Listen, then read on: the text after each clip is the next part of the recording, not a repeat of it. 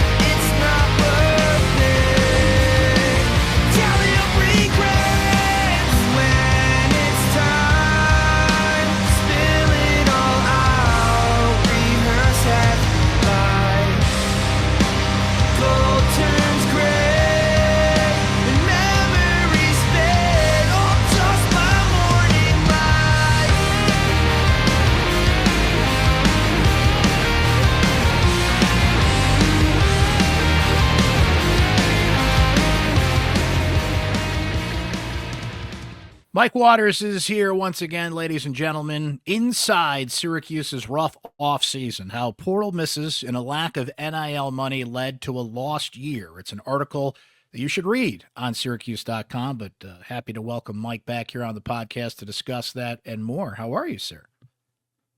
I'm doing good this morning, Brent. How are you? I'm doing great. It's an interesting time of the year. We're also going to get into Syracuse playing for their collective ACC Tournament lives this week and a couple other issues surrounding the basketball program. But, Mike, you did a phenomenal job with this story. It was a very interesting read, a captivating read, an informational read. A lot of words just popping into my head here. I think we had a great sense of, obviously, Syracuse struck out in the portal for the most part, right? But you really laid it out how. So in reporting out this story, what were a couple of things that you discovered that maybe you knew but you weren't 100% on, and you said, okay, that's why this happened? I think I had an idea of Syracuse being a little behind the curve in terms of how much money they had for NIL in order to offer players that were in the portal. I don't think I had any idea of just how underfunded they were and how that was really going to play out in the portal. I think in talking to a few of the people for the story, one person I remember said, listen, they weren't alone. The prices on players it skyrocketed in the spring because of so many players staying in. It was going to be the last of the COVID year guys this season. Certain guys were just driving up the market. And I think it was really kind of hard to anticipate that this is where NIL was going to take us, paying players. So, while you go in thinking, okay, an NIL fund of about 2 point something million, it should be more than enough. And then all of a sudden it's not, because other programs have double that and you end up competing with them. And certainly, like, every school in the SEC is incredibly well funded. One example that I put in the story, I was able to get from various sources was the case of Dakota LeFew. Mm-hmm.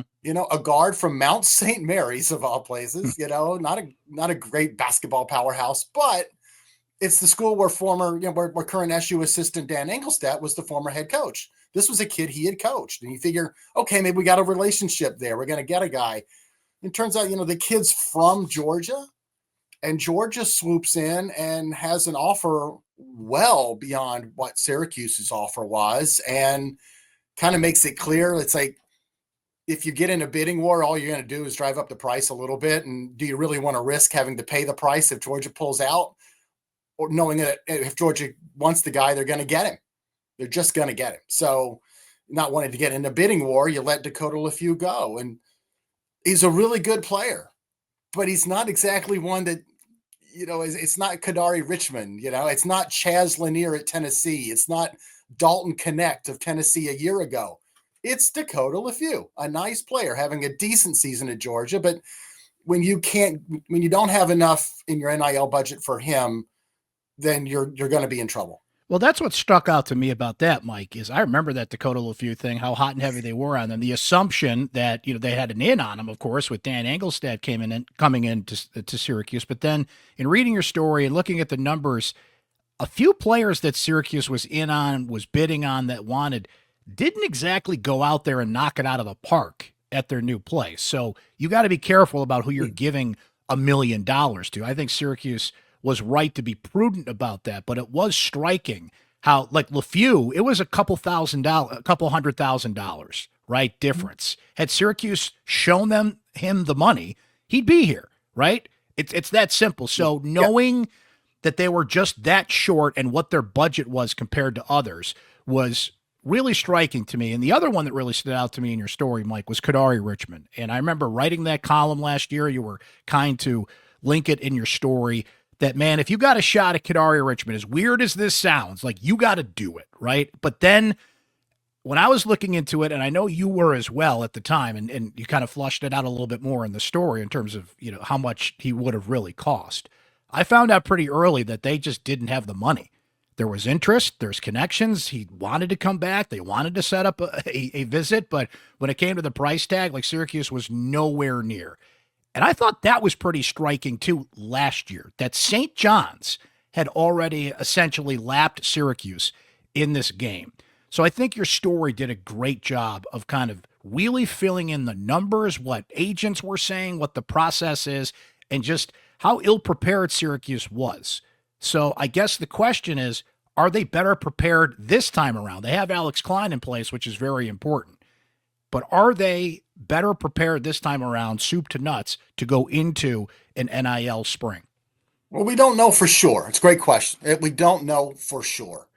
I've been hearing that they have spent a good part of the last year trying to build a bigger NIL war chest, if you will, raise some money for next year, knowing now what they need, trying to sell people on the vision and the need. It's a combination there.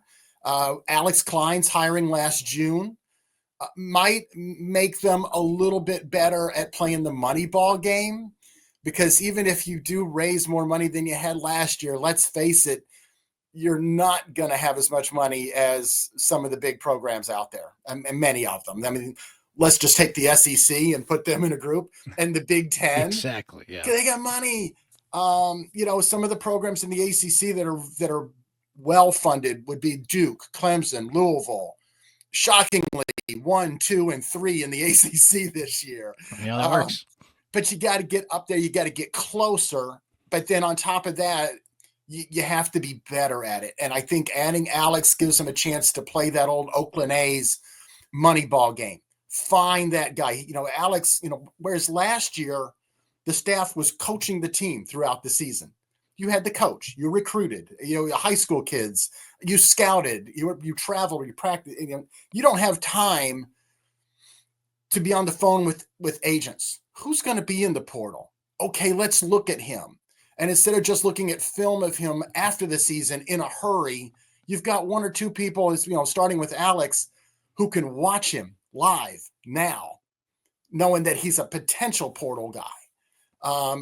So you might have a better database, if you will, when that portal opens, a couple weeks after the season ends. So, and then you go in and to pass on certain guys. He's going to be too high priced, not in our ballpark, but you know what? There's another kid over here. A lot of people are missing out on him, but he fits what we need. And you just fill in guys, and you don't play Carlos Pena at first. That's a deep cut for anybody out there who like movies like Brent and I. I'm trying to think of a line from Moneyball that I can use right now because I adore that movie, right? But I like that movie too. But by the way, very Yeah. unfair to Art House. Billy, this is Eddie Lampkin. Anyway, go watch Moneyball. In my opinion, hot take, best baseball movie ever. It's really good. I would put it for a up hot there if it weren't for the injustice it did to Art House. That Miguel Tejada doesn't exist, and there were a couple of flaws in that movie, but I think Soup to Nuts, we're getting way off track here, but I think Soup to Nuts, it is the best baseball movie ever made, and we can have a discussion about that another time. Mike, how much of an advantage will it be for Syracuse? Because one thing I think you did a good job of reminding people was, so Syracuse actually qualified for the NIT last year, but took itself out of it. And they were not the only one. They have several programs like, no, we're out. And one of the main reasons they did was they kind of knew they were going to be losing some players. They were not going to have enough bodies to play in the NIT. Like, it was right on the line. Season ends next day.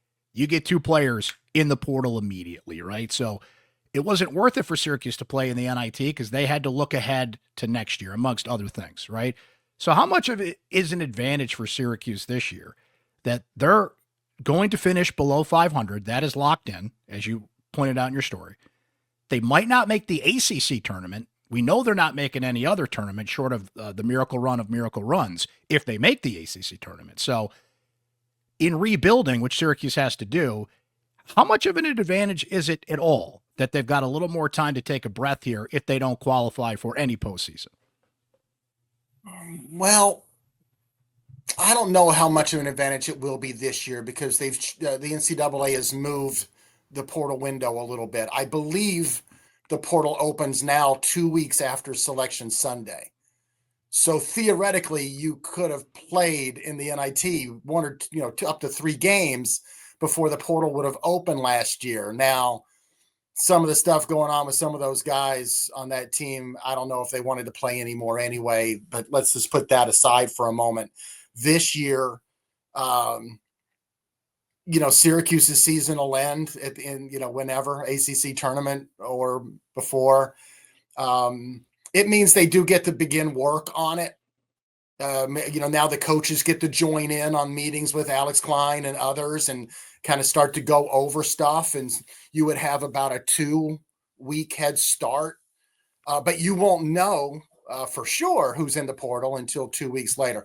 I'm kind of dancing around this because I guess the big answer is I'm not sure how much an advantage it would be. Perhaps a little bit, but not. I don't think it's going to be a huge advantage. Well, let me go back to a Moneyball reference, okay? So you had that great scene in that movie when Billy Beane is sitting in that room with all the old scouts, right? And they do it a certain way, and this is the way we got to approach this. If Syracuse doesn't make the ACC tournament and is not in any postseason, then you said it. The coaches are in that room with Alex Klein. They get to scout the NCAA tournament and say, okay, I've heard this guy might be in the portal and that guy might be in the portal, but do you have the resources to bid on that guy, or are you going to have to recreate certain players in the aggregate, right? The names that are going to be thrown out there, we have to replace X, Y, and Z. Well, what kind of players is Syracuse going to be able to go after? I think that is quite literally not the $1 million question. It's like the $5 million question these days. So hopefully you're right. Absolutely. Hopefully with Alex Klein in place, he's already kind of getting an idea not only of who will be in the portal, but perhaps what the market value is going to be for a few guys.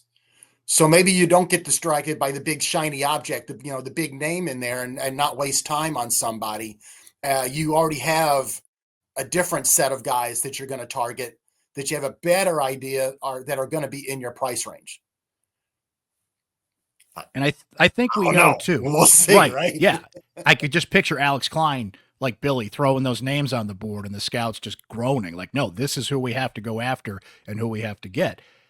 I think of a guy like Eddie Lampkin, Mike, who they brought in, and at the conversation last year, he was one of the top centers in the portal. Syracuse needed a center.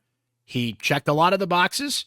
He certainly had his flaws defensively, as we have seen, but has been critical for Syracuse to even be where they're at right now. I can't even picture where this team would be without Eddie Lampkin battling in the paint, double doubles, keeping this team in games. Again, he has his flaws defensively and had some back issues earlier in the year, but I think that worked. Like, I think you got what you needed out of Eddie Lampkin, certainly for the price that you paid for him.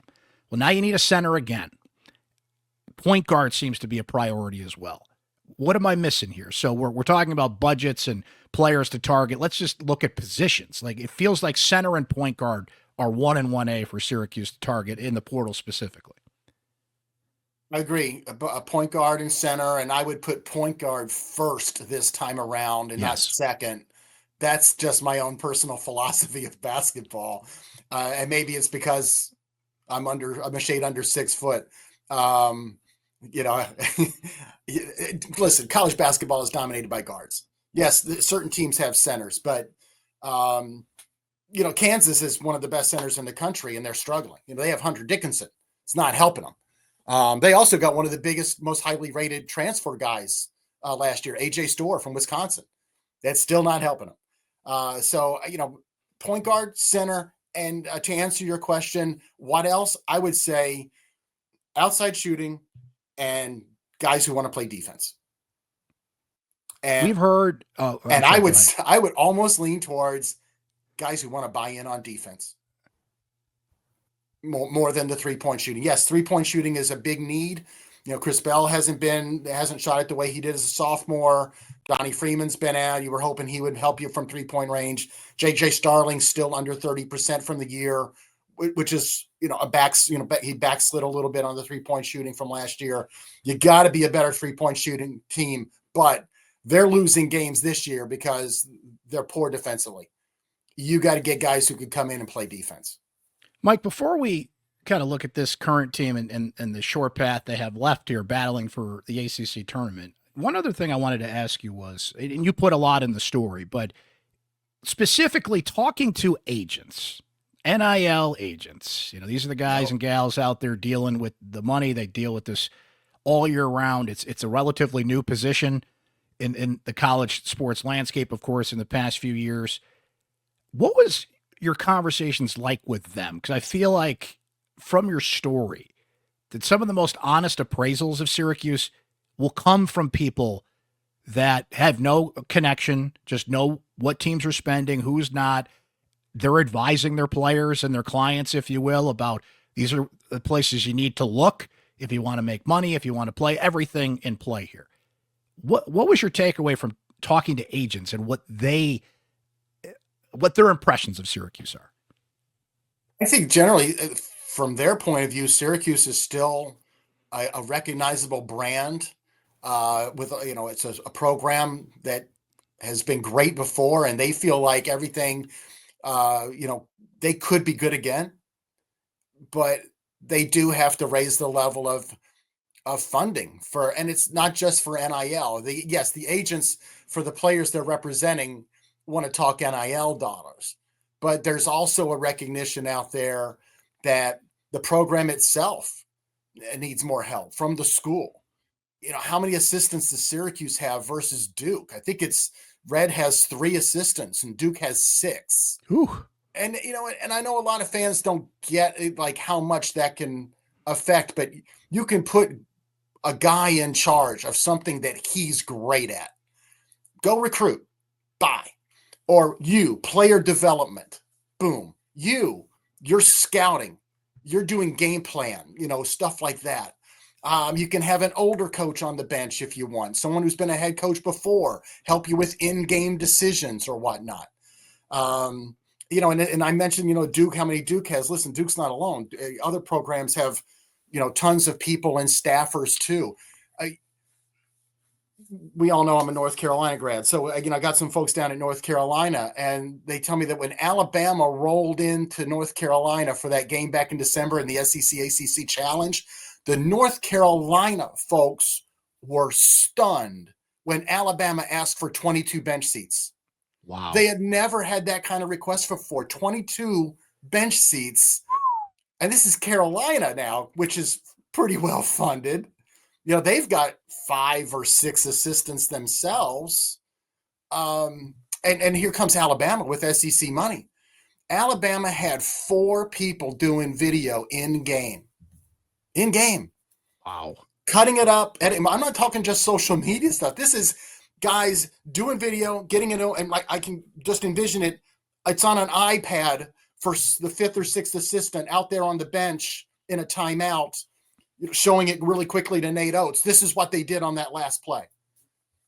And they're getting it from the video people out in the hallway.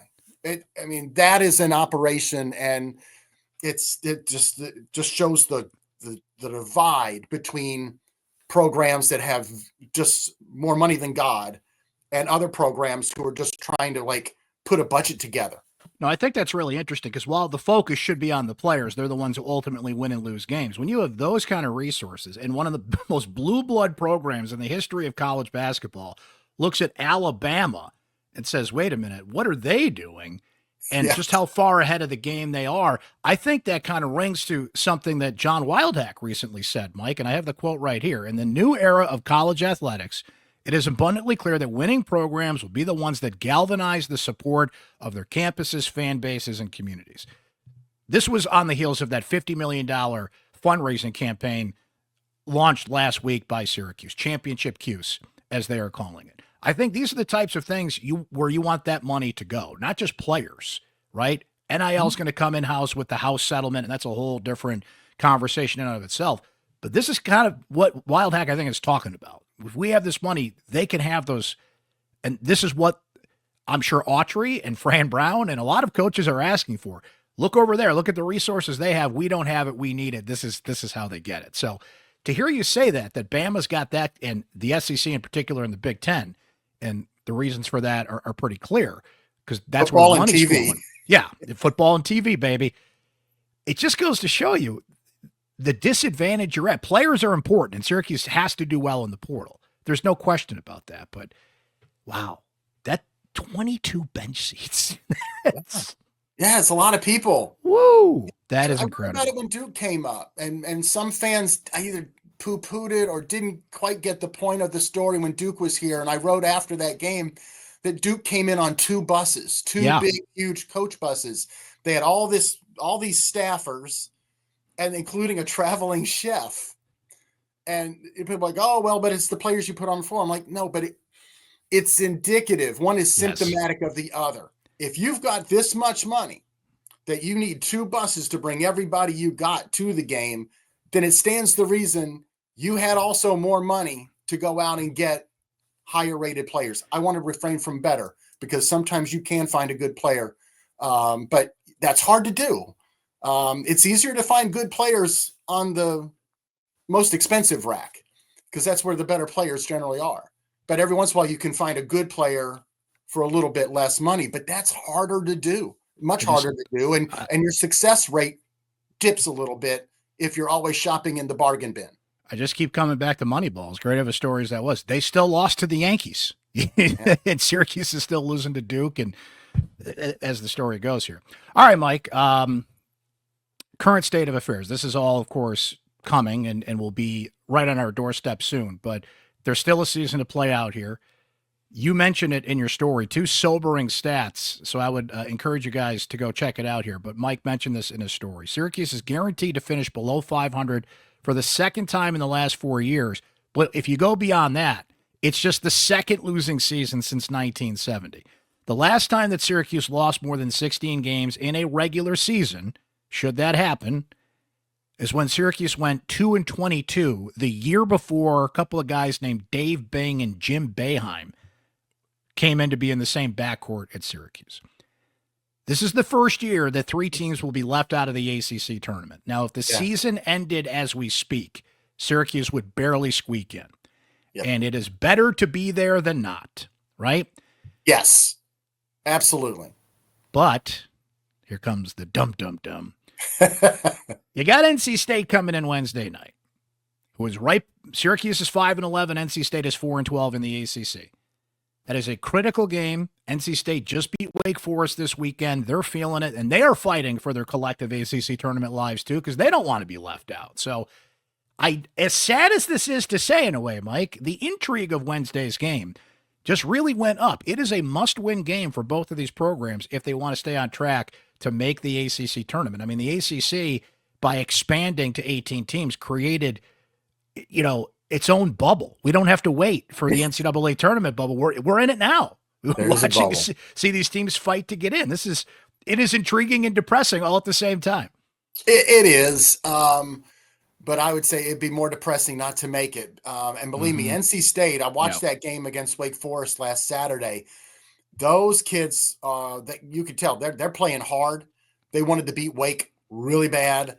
They're getting a boost lately from this freshman, Paul McNeil, was a highly rated kid coming out of high school, a huge, prolific scorer in high school. And he just had 24 points in that win over Wake. Listen, NC State, its players, its coaches, and its fans desperately want to make the ACC tournament because they don't want to not make it the first year the ACC leaves 3 teams out and have all those other fans and players at Carolina and Duke and Wake ride them all mercilessly all year long. You didn't make it. You didn't make it. Now, if Cal doesn't make it, or Boston College, or Miami and BC are in pro towns, and plus, like, who's their nearest neighbor that's going to give them crap? So believe me, NC State wants to be there, so they're motivated. And from what I can tell, listen, the SU coaches and players, they haven't given up on themselves, and they understand where they're at. But these are I don't know how to say it, like. Having been around these players and in the locker room and stuff, these are high quality, high character kids. They're going to play hard. Now, the question is, will they play well? But they're going to play hard. And because you've been in the locker room with these guys. I mean, between Eddie Lampkin and Jaquan Carlos, Jair Davis, Lucas Taylor, there really are. They're high character kids, and you're going to get an effort. But yeah, it comes down to this, because if Syracuse loses this game, they'll be tied in the standings with NC State with only 3 games left apiece, and NC State now has the tiebreaker. So if you end up tied with State goes. But if you win this game, you get a little separation, not only a game in the standings, but also maybe an extra game, because Syracuse will hold the tiebreaker. And we're in a world where, sorry to interrupt you, but the women's basketball team's in the same exact position, and there's more of a log jam at the bottom of the ACC standings on the women's side of things, and they get Pittsburgh Thursday night at the Dome, and then they get Boston College on Sunday at the Dome. Both of those teams right there in the bottom of the standings with Syracuse. They need those 2 wins to get in, but what we're staring at here is the distinct possibility that in the first time that teams are left out of the ACC tournament, that both Syracuse men's and women's basketball could be on the outside looking in. And all this, Mike, we'll save this for another podcast. The women's program is in the same position the men's program is in. They need to go dip into NIL and the portal and shake things up. John Wildhack did mention last week they're going to hire a GM for the women's program as well, which will help. But you just said it. You don't want to be left out. One way or the other, you do not want to be left out, because certainly in Syracuse, New York, you're not going to live that one down in a very long off season, and we'll have to really make some headway in NIL, in the portal, to make people believe going forward next year. And no matter what happens, Mike, is going to be a massive year for both programs next year. But for now, for Mike Waters, I'm Brent Axe. Thank you for listening to this interview here. Go read Mike's story. It's fantastic. Great job on that, Mike. Terrific job, and very insightful, and just really, I think, boiled it down for people why Syracuse is where they are at this point and what they have to do going forward. So please check that out, everybody. She's an actress, producer, an entrepreneur, but her most important role is mother, especially to Syracuse basketball fans, because her son is about to come here to Syracuse University as one of the more highly rated recruits for Syracuse basketball in a long time. She has an important message she's going to share with us today as well. Lala Anthony. Hi. Sports. Hi, Lala. Hey, how are you? I'm doing great. It's great to see you, and I appreciate the opportunity to talk to you today. Of course. So I just sent my daughter to college, and it's wild. It is a wild ride. Are you ready to send your son here to Syracuse?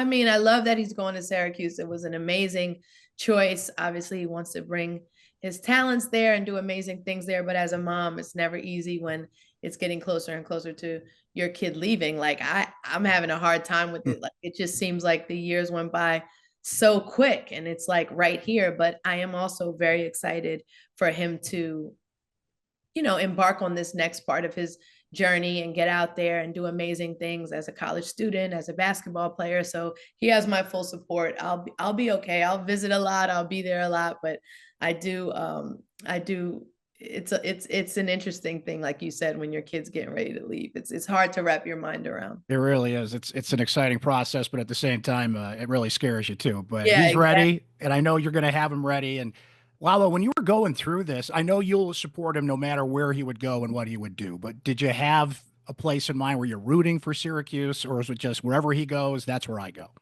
Wherever he goes, that's where I go. I always thought it was a great idea. His dad went there, won a championship. Like the story is incredible, but it's about his journey, his life, and whatever he wants. And he really took the time. He visited schools. He did, all his due diligence, and he just kept coming back. Like, this is where I want to be. This is what I want to do.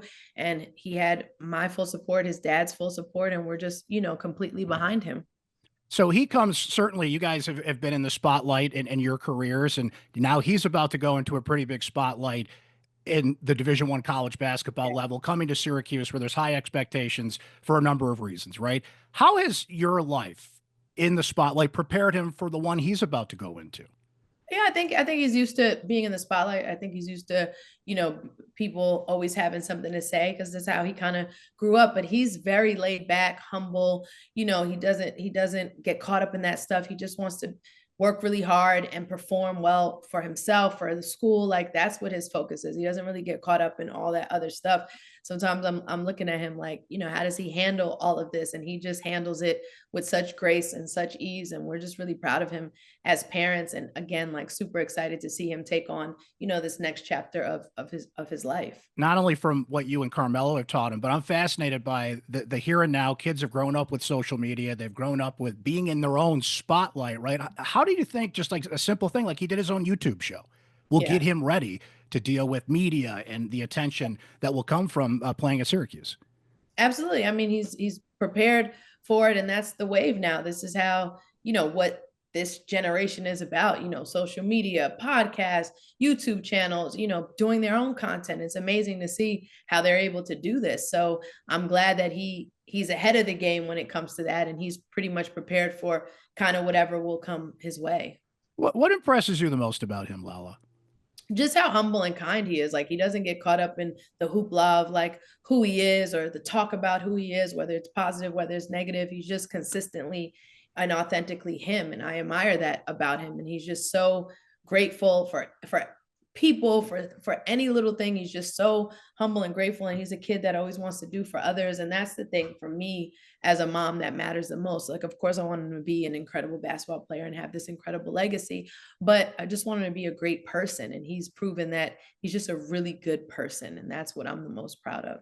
You mentioned being a mom. Now you're about to become a college basketball mom, and you got a little time to think about this, but it'll be here before you know it. Yeah. How often are you going to be here? Are you going to get a place in Syracuse to be Yeah. close to So him? You get we've courtside? talked Yeah, about give me it. the So plan. we've talked about it. I'm not going to live there. I'm not going to move there, but I will be there quite often. We live in New York now, so it's easy, to get there. It's not that far. So I will be there. It's such an exciting time. I want to be at the games. I want to support him. I want to be a part of the energy and excitement of Syracuse. So we're all super excited. Now, there was a run here, Lala, where there was a lot of celebrities sitting courtside for a while. Tom Brady, Jimmy Fallon, I can go through a number, Josh Allen, a number of names here.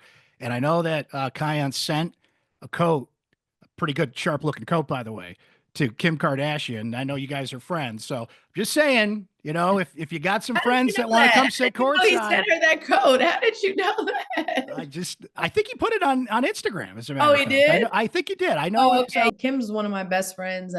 Sierra's one of my best friends. So he sent, their kids coach Kelly Rowland. So it's great. Like, we're just trying to build up the energy and excitement. But yeah, trust me, we will all be there. We will all be there watching him play. We will all be there supporting for sure. All right. Can't wait to see who's sitting Mhm. courtside. Going to be exciting for sure. Now, you have an important message that you want to share, and I want to ask you about that. But I need one more thing from you on Kai. I've watched him on film. I've talked to experts about him. I've certainly heard Carmelo talk about him. I want Lala's breakdown. You Mhm. you know ball. Mhm. Give me the breakdown of what kind of player we're getting here at Syracuse.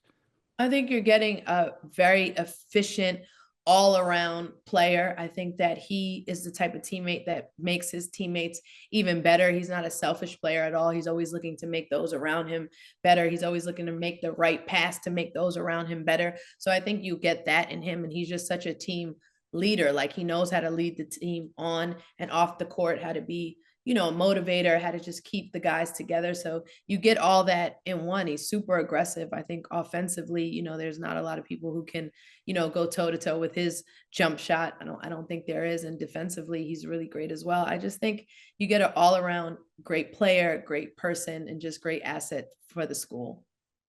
Lala, you've got a message you want to share here today. I know you deal with plaque psoriasis, and you want to put a message out there for people out there that are dealing with the same. And it sounds like you've really jumped head into this. You want to be an ambassador for people that are Right. going through the same thing you are. What's your message for them?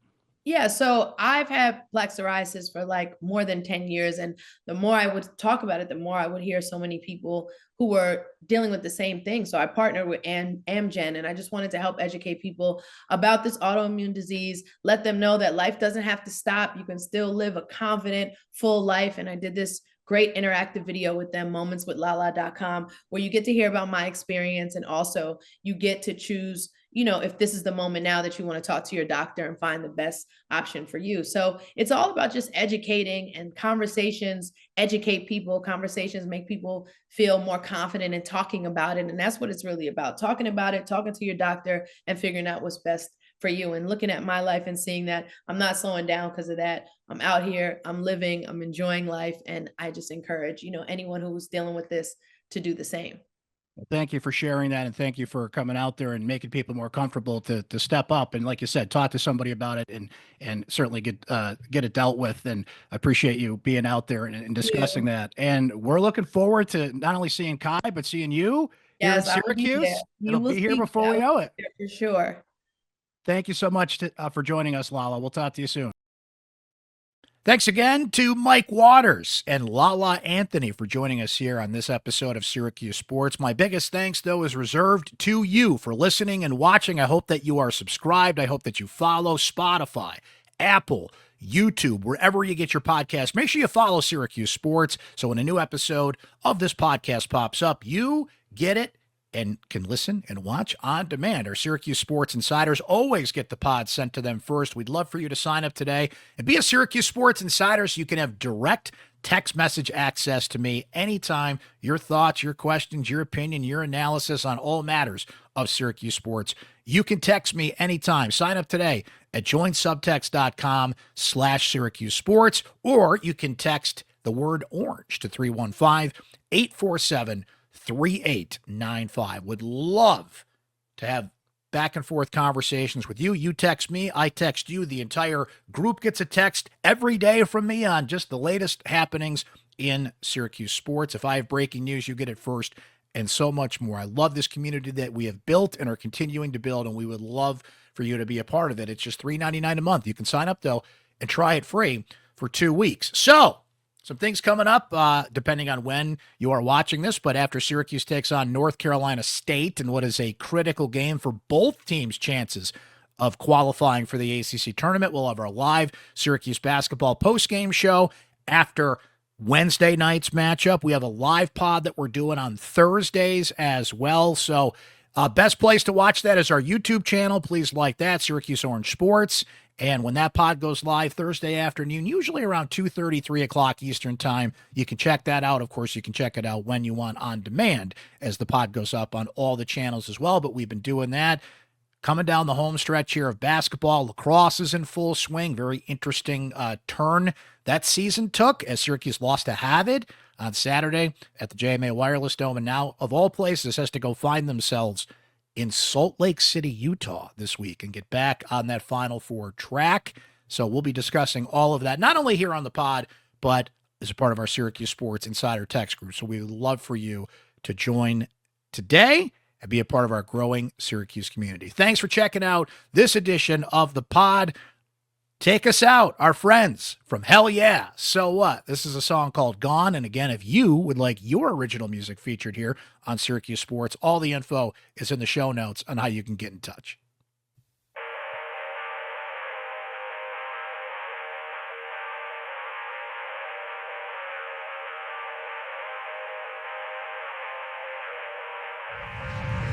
I'm burning.